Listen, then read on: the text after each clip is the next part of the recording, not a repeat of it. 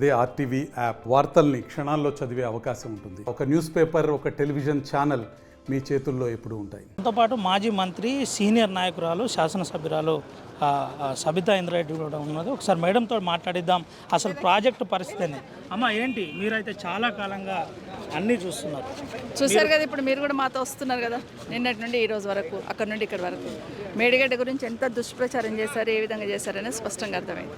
అసలు ఇంకా పనికే రాదు, మొత్తం కొట్టుకుపోయింది, మొత్తం 1,00,000 కోట్లు దుర్వినియోగమైనవి.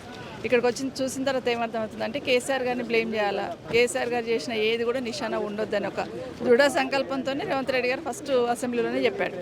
రాహుల్ గాంధీని తీసుకొచ్చి కూడా చెప్పించారు. ఇప్పుడు చెప్తున్నాం మేము, రాహుల్ గాంధీ గారు రేవంత్ రెడ్డి గారు వచ్చి చూడండి అని. రెండవది, రైతులందరూ పంటలు ఎండిపోయి ఇబ్బంది పడుతున్న సందర్భంలో వర్షం పడ్డప్పుడు వాటర్ని స్టోర్ చేసుకోవడానికి ఏదో ప్రాజెక్టులు కట్టుకుంటాం. మరి నీళ్ళన్నీ సముద్రంలోకి వృధాగా పోతున్నప్పుడు ఇప్పటికైనా కళ్ళు తెరిచి ఇవి లిఫ్ట్ చేయండి అని రిక్వెస్ట్ చేస్తాం. అక్క, ఒక విషయం చెప్పండి. మీరు Pranahita Chevella Sujala Sravanthi doctor BR Ambedkar project దగ్గరుండి చూశారు, ఈ ప్రాజెక్ట్ కూడా చేశారు, ఇప్పుడు అది ప్రారంభిస్తామని చెప్తున్నారు. ఏంటి నిజంగానే ఈ ప్రాజెక్టు వల్ల కాస్ట్ వాటర్ ఎక్కువ పడుతుంది, దీనివల్లనే మేము చేయలేకపోతున్నాం అనే ఒక మాట దాటేసే ధోరణి జరుగుతుంది. ఎట్లా చూడొచ్చు అసలు ఏంటి పరిస్థితి? అంటే రైతుల కోసం ఎంత ఖర్చు అయితే ఏమవుతుంది, ఎవరి కోసం పనిచేస్తుంది ప్రభుత్వం? రైతుల కోసమే కదా.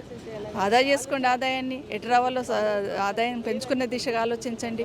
కానీ రైతులకి ఈరోజు వాటర్ ఇవ్వడానికి సిద్ధంగా ఉన్నప్పుడు, నీళ్ళు ఇవ్వడానికి సిద్ధంగా ఉన్నప్పుడు ఎవరమైనా కూడా, ఏ పార్టీ అయినా కూడా అందరి ఎజెండా ఏముంటుంది, ప్రజలు సుభిక్షంగా ఉండాలి అని ఉంటుంది, రైతులు బాగుండాలి అని ఉంటుంది, వాళ్ళు బాగుంటే మనం బాగుంటామని ఆలోచిస్తుంటాం. సో అదే చెప్తున్నాం. ఈరోజు జెండాలు పక్కన పెట్టి, ఎజెండా పక్కన పెట్టి రైతుల కోసం పనిచేయాలనుకుంటే నిజంగా ఈరోజు రైతులందరూ కూడా 6 గాలాలు కష్టపడి పండించారు రైతులు, వాళ్ళకి నీళ్ళు ఇవ్వాలి, వాళ్ళ బంగారం పండిస్తారు నీళ్ళు ఇస్తే. అదే ఆలోచనతో కేసీఆర్ గారు చేశారు ఈరోజు.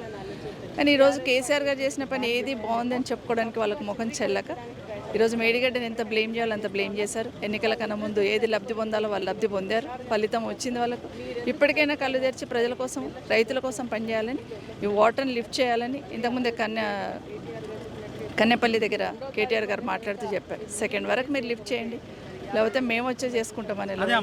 అంటే ఒక విషయం, మీరు సీనియర్ కాబట్టి చాలామంది రైతులను, లక్షల సంఖ్యలో రైతులను తీసుకొస్తాం, మేమే ఆన్ చేసుకునే పరిస్థితిని మీరు ఏర్పాటు చేద్దాం ఒక రకంగా. మేము తీసుకురావడం అని కాదు, ఆటోమేటిక్గా రైతు అంటోడికి నీళ్ళు వస్తున్నాయి అన్నప్పుడు ఇంత కుట్ర చేస్తున్నారు అని ఆలోచించినప్పుడు గుండె రగిలిపోతుంది ఏ రైతు. కానీ ఇప్పుడు మనం చూసాం అక్కడ ఎల్ఎండిలో మొత్తం ఎండిపోయింది, పైన అన్నీ ఎండిపోయింది. మరి ఇప్పుడే కదా నింపుకోవాలి, మొత్తం వర్షాకాలం పోయినాక నింపగలుగుతారా?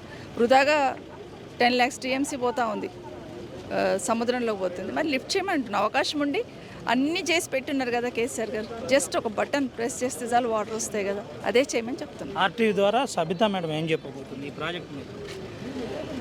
అంటే ఇక్కడ నుండి మొదలు పెడితే, ఇప్పుడు ఇక్కడ నుండి మొదలు పెడితే, గోదావరి నుండి మొదలు పెడితే 610 మీటర్ల ఎత్తున్న చెవెళ్ళ వరకు ఆలోచిస్తే, నిజంగానే ఎక్కడైనా నీరు లభ్యమైతే దాన్ని రైతులకు మళ్లించాలనే సంకల్పం ఎవరిదైనా.